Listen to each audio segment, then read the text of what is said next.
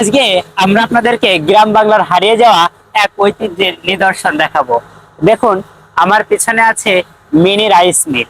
Mini rice mill কথাটা শুনলেই বোঝা যায় মনে হয় ছোট্ট কোনো চাউলের মিল, কিন্তু এটা আসলেই তাই।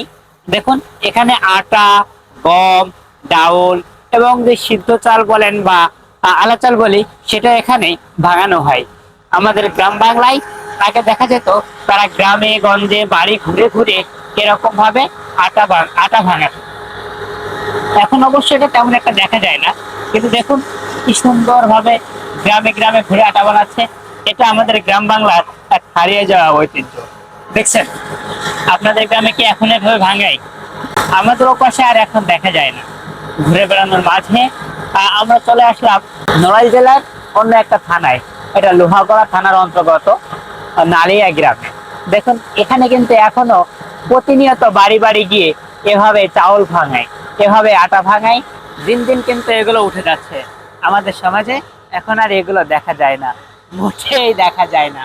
দেখুন কি সুন্দর ভাবে গ্রামে গ্রামে তারা করতেছে। এতে করে কিন্তু সময় শ্রম দুই বাঁচতেছে। হ্যাঁ, আমাদের আর বাজারে গিয়ে এটা ভাঙানো লাগতেছে না, বরঞ্চ আমাদের ক্ষেত্রে অনেকটা সুবিধাই হচ্ছে। কতই না ভালো ছিল আগে হারিয়ে যাওয়া সেই প্রাচীন দিনগুলো।